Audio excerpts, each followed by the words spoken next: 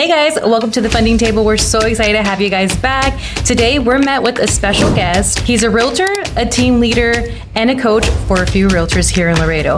If you live here, you've seen his face, you know his name. Help us welcome Manuel Robles. Hello guys. Welcome.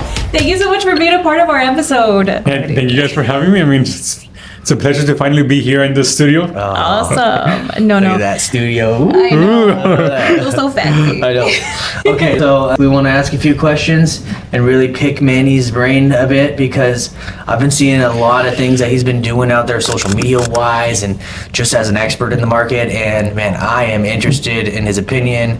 I am interested in what he has to say. Awesome. Yeah. The first thing, I know that a lot of realtors want to know, like, what are your daily go-tos or what kind of habits do you have in place that help you become successful? So my number one, non-negotiable, working out early in the morning. I love that. Nice. That has to be my number one thing. I feel like it keeps me in check and also keeps me, I mean, there's always stress in this industry. And it also, I've noticed, I just realized maybe like a few months ago that it helped me just ease down a lot more. Okay. I've seen a lot of agents that they get stressed and I'm like, they ask me, they're like, how come you never stress? Like, you're always calm. And I'm just like, calm always. And just like, I've just one thing I've learned how to deal with things, by now. So that's my number one. And just writing everything, having a journal. I don't really write on the journal every single day, but at least just writing things down, it helps just to be more at ease, that if I know I have to do something, just write on paper and on my calendar. One thing that my coach always told me was that if it's not in your schedule, it doesn't exist. And usually most of the time, wake up in the morning and say, this is a perfect day. And I'm gonna do this at 9 a.m., this at 10, this at 12, this at 1.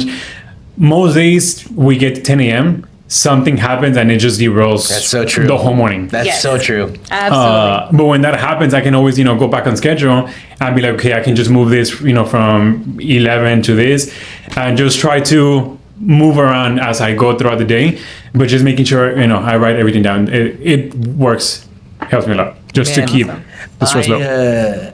I can agree with you so much on the working out. That's huge, man. Like, because we're both in the same industry but on separate sides, and man, so we both know how stressful the industry can be.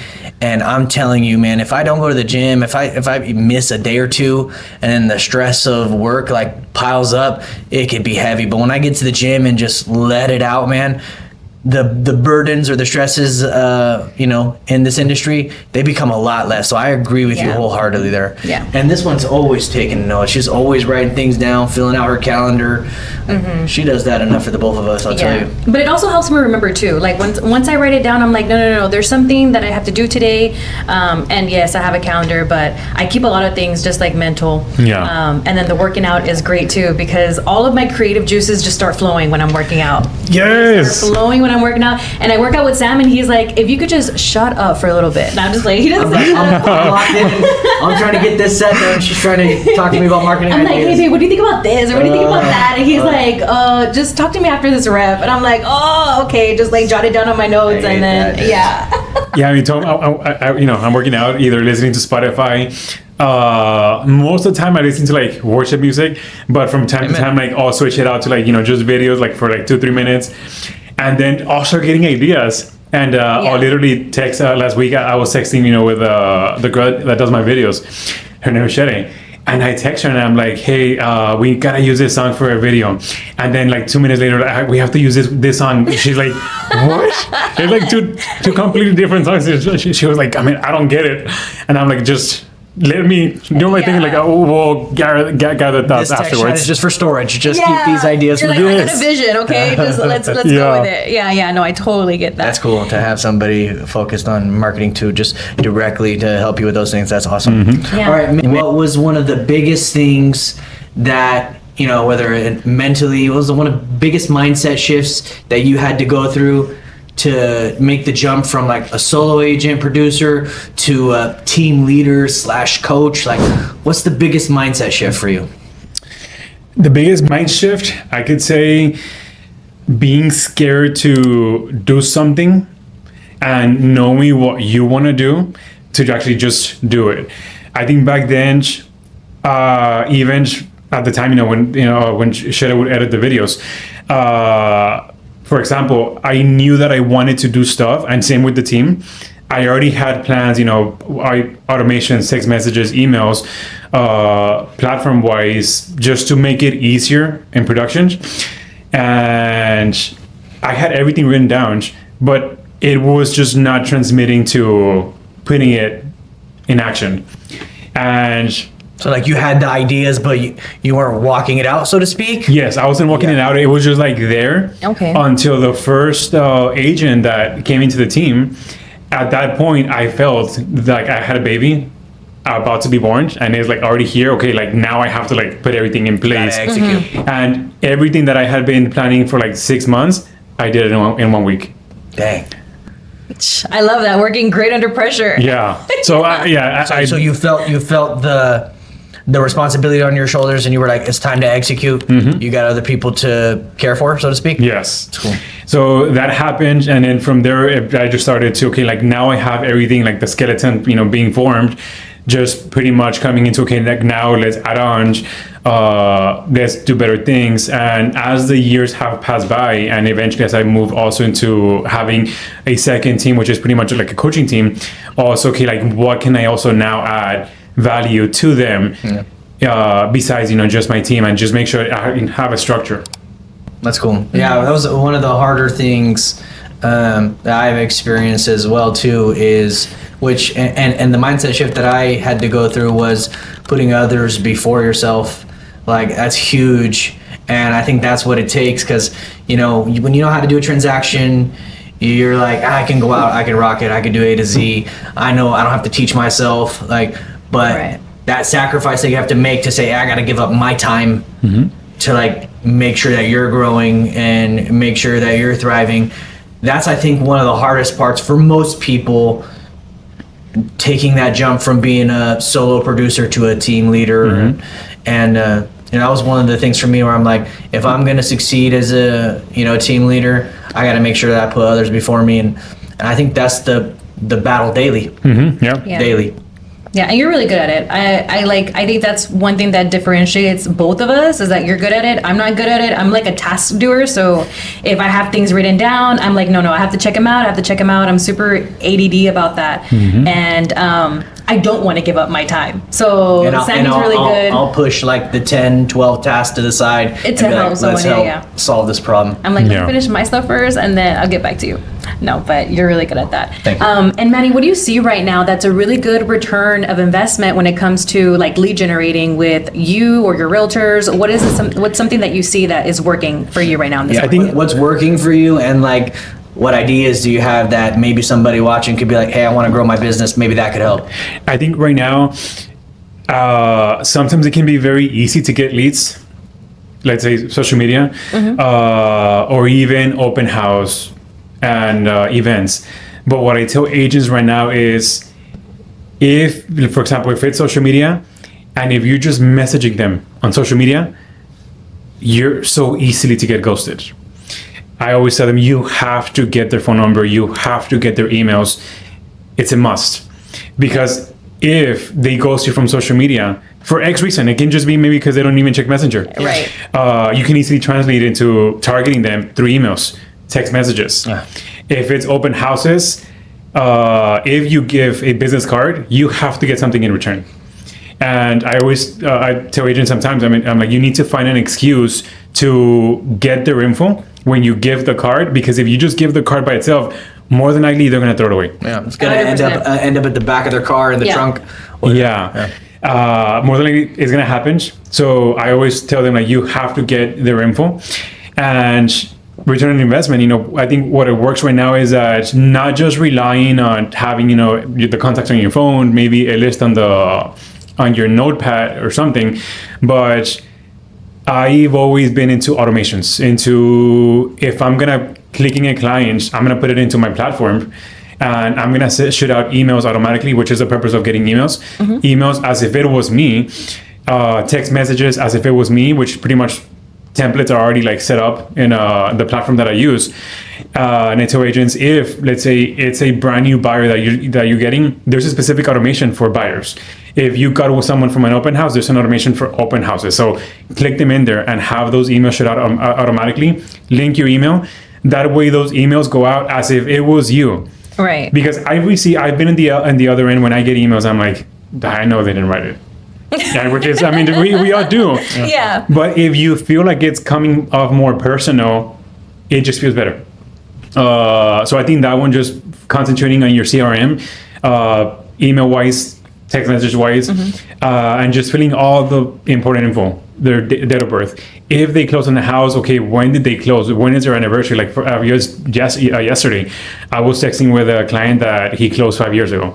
Nice. Just hey, happy anniversary. And most of the time, like they might not remember, but just the fact that you text them on the 5-year anniversary 5 years later after they close, that's not not a lot of people do that. Right. So it just makes it more unique and not coming off as asking for referrals. But I mean, eventually, maybe on that text, you can always say, hey, you know what, happy anniversary. Yeah. And there's a way to smooth it out to ask for a referral, and more than likely they'll give it to you. Or maybe even just the fact that you're doing that you stay at the top of mind. I on that note, I love that you said that. I did a lease agreement, on a property a while back, and just recently that agent reached back out to me and said, hey, your lease is about to expire. Let us know if you need help extending the lease. And we didn't need the assistance, but just the fact that they remembered, Right. when your lease was expiring, and they reached out to me directly, like that kind of touch, it does, I don't know, it makes you feel cared for. Yeah. So I could see that consistently having that opportunity. Maybe come year 6, year 7, you're following up with that client, and they say, "Hey, I'm moving. I'm getting ready to sell my house. Can you help me?" You never know, just being at the top of mind like that. And I just recently experienced that, and it's a nice feeling when they make that touch like that. So I can agree. Yeah, and just learning from every stuff that goes out, because it just happened to me. We always closing deals together for the most part. Yeah. But the last one of the last ones that we did, from all the emails that that I always gather, and send out emails. I remember this was like maybe back in February. From time to time, I send like news updates, what's happening, strategic wise. And this one was about the Fed cut rate. And the email, it was just about, hey, like, yes, yeah, but when out in the news, you're gonna see that the Federal Reserve is gonna, I think it was about either they're gonna cut the rates or raise, I don't recall. But it was just like explaining like, Like hey, a hot topic, like hot that. topic. Yeah. It was, and it was like explaining, like what's happening in the market. And the email, like I saw the news came out like at 6:30 p.m. It was like in the evening. I drafted the email. I shoot out the email to all my database like at 8 p.m. And I told the team, hey, like, That's cool, man. I told my team, I was like, there's a new email draft on the platform. Make sure you send it out to your clients. Use it.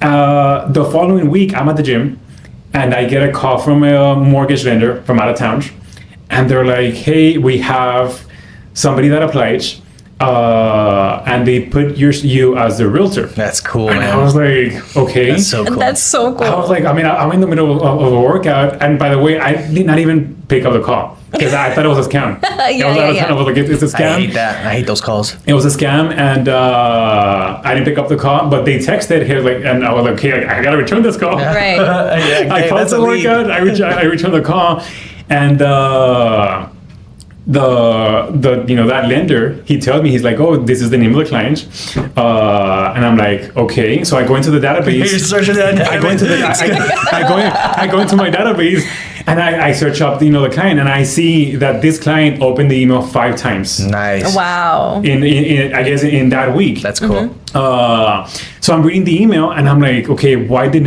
they not call me to refer them to a lender? So I'm reading the email, but nowhere in the email did I put, I can refer you to a lender. It was just hot topic, that's Yeah. it. It But worked. you added that value. Yeah. It worked. Yeah. And then, we got under contract, and then a day, 2 days later, he's like, hey, I'm having trouble with the loan. Do you have a lender to recommend? So and behold, I mean, I ended up, referring it to you guys. Oh, that's cool. And they ended up closing. But I told the team, I was like, when I tell you to like send emails like that, I mean, they're ready. All you need to just plug it in and send it. That's cool. It works. The power of automation. Yeah. Man, I like that, being able to add the value like that. And I literally, that email got sent out maybe, I want to say about close to 2,000 Wow. emails. I think the open rate was like 25%. That's solid. So That's like 500 touches, something Yeah. like that? It's crazy. That's incredible. 500 touches. Yeah, that's incredible. That's crazy. yeah. That's awesome. What is one of the, say, either biggest mistakes, or what's one of the things that realtors don't do or do that stops them from becoming top producer? Maybe they're a realtor and they're, stuck in that, doing 1 to 3 or 4 transactions a year, not really growing in it. What's one thing that they could do to grow, or what's one thing that they should stop doing to grow? I think the one thing that, and I'm guilty of doing that, is the follow-up. Not following up. It would happen to me in the past that I would get a lead, I would get their emails, I would get the text messages, and I would just write up a note. And just because it was not immediate that they were buying right then and They there. weren't that hot right there. Yes. Yeah. I just forgot to call them. And then I would notice later on, like I'm looking on Webcat to see, okay, like let me look up the name of this person. And I see that, he bought. And so It happens to us all. Yeah. So I see that they bought, and it would happen to me in the past. Now, I also learned that I would still call them. And I remember something, they would tell me, I already bought a house. And I would just pretty much be like, I know you bought 6 months ago, because I already saw it in the system. It's public.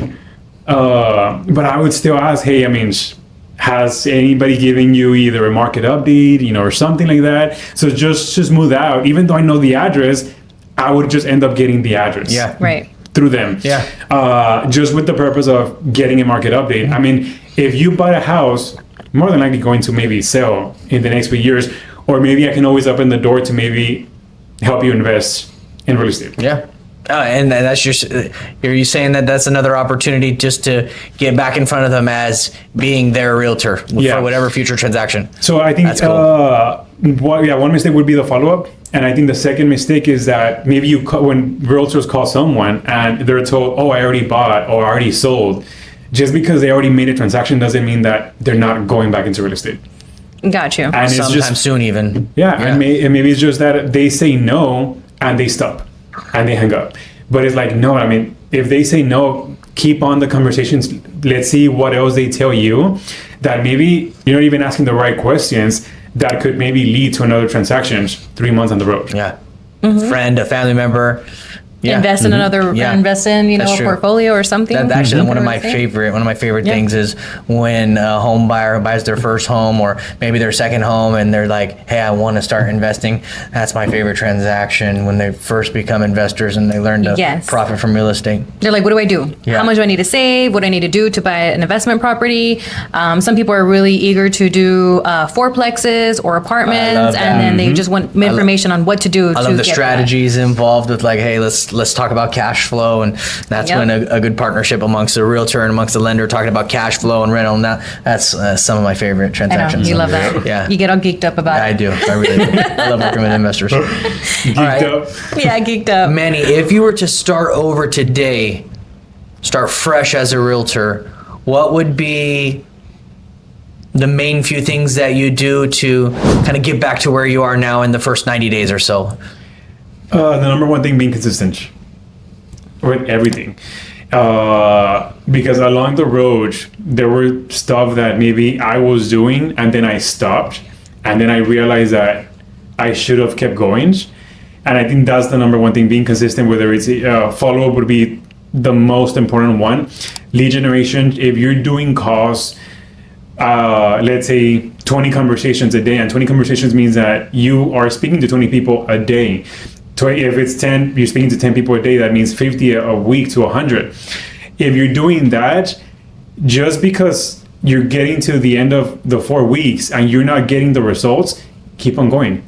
Because more than likely, out of maybe 50 conversations that you have, probably 10 are going to be good ones. And maybe out of those 10, you're going to have one that buys right now. But the rest probably going to be spread out either for later on. So I think being consistent in everything you do, and just because you're not seeing results right now doesn't mean you're not going to see results 5 months down the road. Don't give up on yourself, so to speak. Yeah. Yeah. I love I that. do And I've seen it also like with some of the new agents, that have come into the office. I can give an example. Back in, I think it was like September, one of the new agents, she was getting not frustrated, but disappointed because it was like already 3 months in. And she was like, I feel like I'm not getting anything. I'm not getting traction, but I'm doing all these things. And I kept saying, keep doing it, keep doing it, keep doing it. But now we look back into like the reports and it's like, you're closing up maybe about 2 deals a month. So looking back, Nice. you still were consistent, but now you're seeing the fruits of the labor that, for the last 6 months. I love that, man. Yeah. I love that, bro, so much. What is it? To put a little metaphor imagery to it, it's like you plant the seed and it takes a while. You got to water it, you got to tend to it, but sooner or later it'll grow and bear fruit. Yeah. Yeah, that's so cool. And that's so true too. But we as humans, we want to see everything right now. Yeah, especially in today's world, right? Yep. Yeah, we want the instant gratification. Yes. Yeah. Go clean, guys, okay? Like, you get instant gratification there. Awesome. Okay, so now we're going into the segment of the podcast where we talk about rapid fire questions, okay? So we're going to give you a couple questions. You just try to respond with it as quick as you possibly can.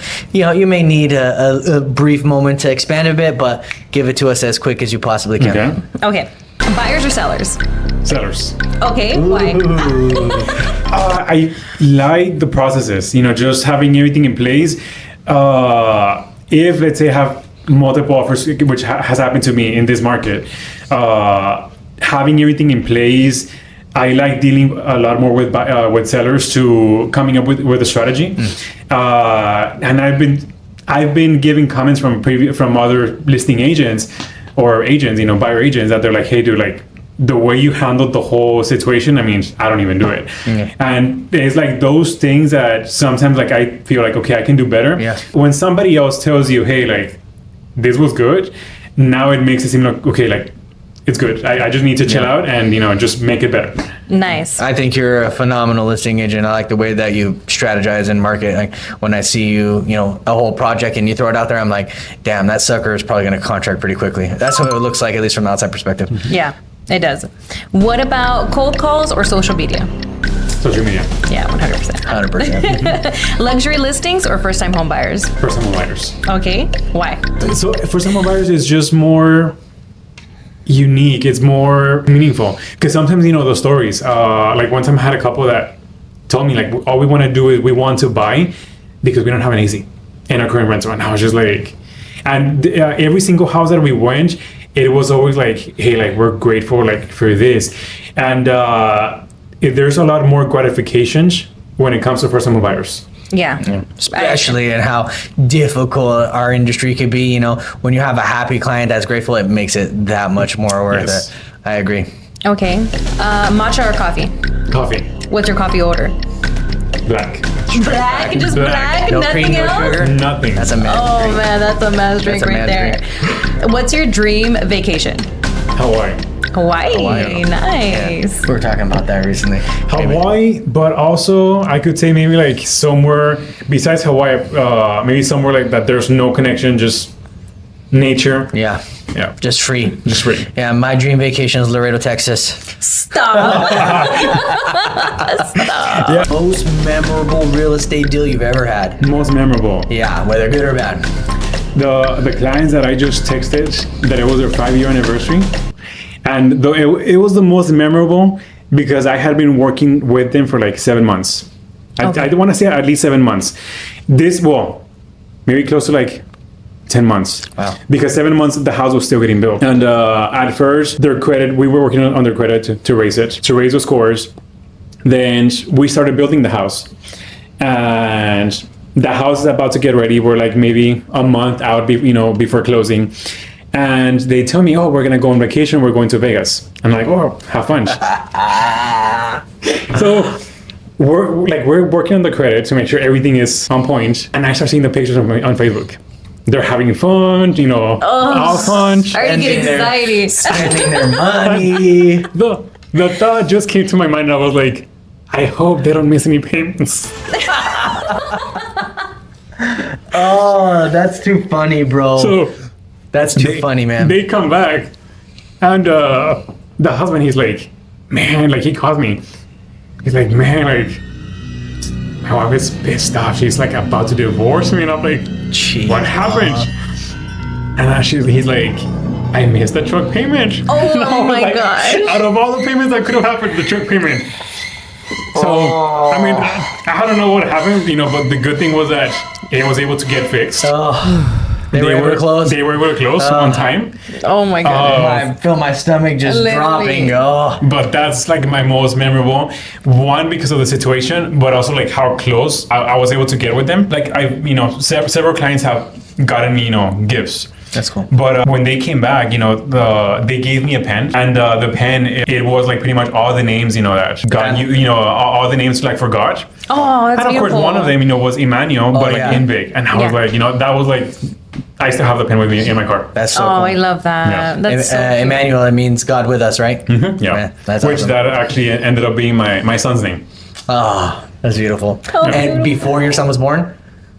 Like, did you get that pen before he was born? Before he was born. That's cool. Yes, Morning person or night owl? morning person. Interesting. Yeah, morning. And I could stay up late, but if it's like 12, 1, I'm like, I'm already thinking, okay, I have 5 hours to wake up. I can make it. That's true. That's dangerous. If you weren't in real estate, what would you be doing? Before real estate, I was in banking. I think probably I would be in banking still. But when I was in high school, I had a passion for cinematography. Really? So Yeah. like videos? Videos. Wow. Oh, nice. Yeah. That's cool.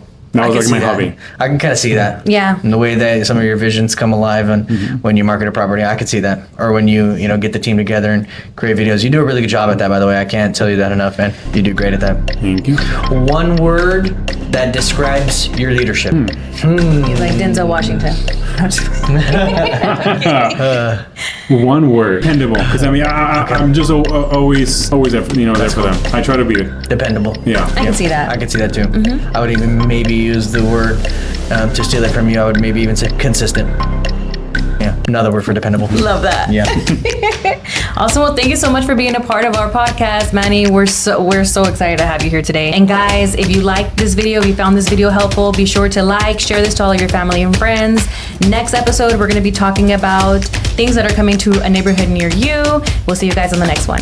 Peace.